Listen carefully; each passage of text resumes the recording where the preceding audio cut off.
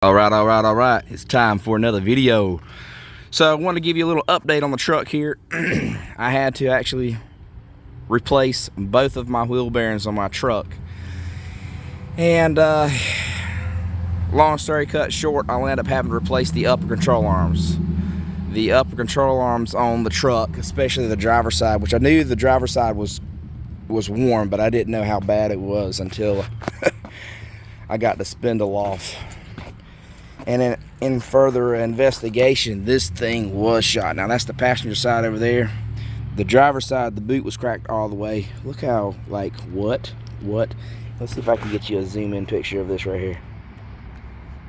Well, it's, yeah, that is, yeah, that's one major off-road or major bump from braking. But the off-road of that thing is pretty much done. No more. That's going to go straight to the garbage. Now, the upper control arms that I bought for this truck, actually I've had them for a while, but I just haven't had the time to put them on. But unfortunately I had to make time when I came across that problem. These are zone off-road control arms. Now, what I like about these right here, if you know anything about Dodges, their upper control arms, you cannot press them out. You have to replace the whole unit assembly, and that sucks. It's expensive. You got to do an alignment, which you're supposed to do alignments anyway whenever you're doing this stuff, but I can tell you that I haven't done alignments whenever I replaced ball joints before.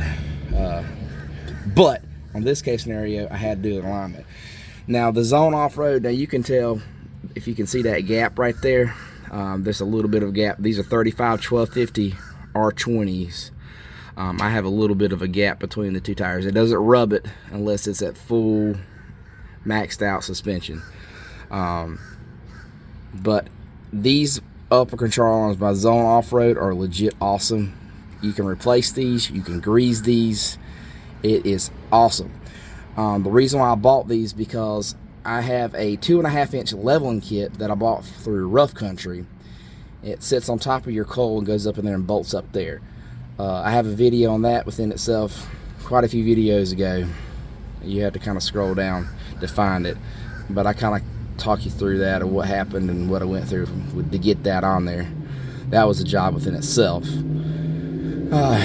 But this upper control arm corrects your angle of your ball joints, and it allows your suspension to be able to fully travel as well. Now, I say that to tell you this: 2.5-inch leveling kit from Rough Country.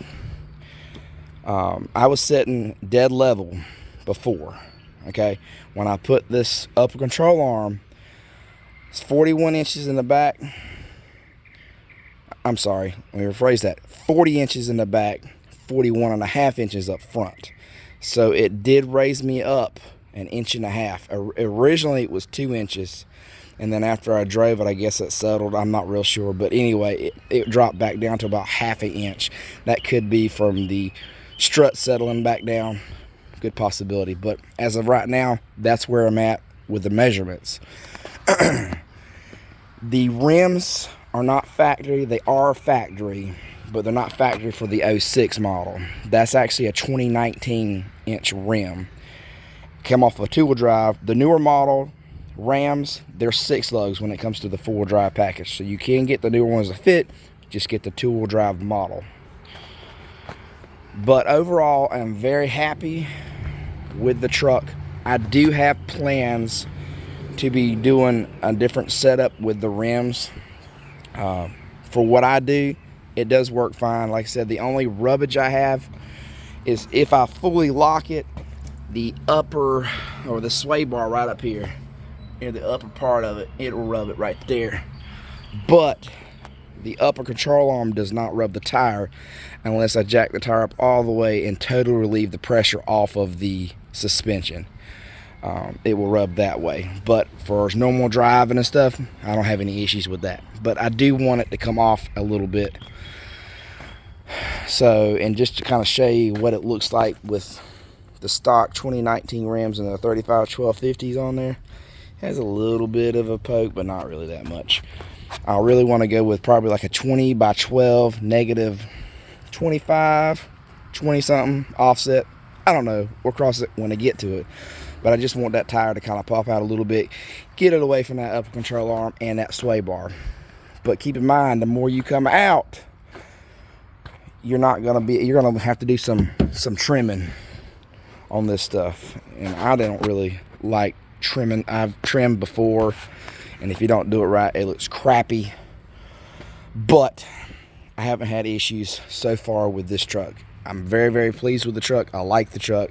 But just know, you will not be able to tuck 35 1250s if you go with like a tire that has major side lugs on the inside of it, or the outside. The outside you'll be fine, but the inside of it, because it will rub that upper control arm. You will definitely have rubbage issues there. So if you wanted to go it, you're gonna have to buy wheel spacers. I hate wheel spacers. So many horror stories of them not being torqued down, or they're not retorqued and they fly off. I've had people total their trucks over wheel spacers. I'm not a wheel spacer fan, so I won't be doing wheel spacers. So if you're gonna go with that, you'll have to go wheel spacers or buy rims. That's just my personal recommendation on that. But if y'all have any questions, y'all comment below. I'll get back to you as soon as I can. I appreciate all the subscribers. And until the next video, peace.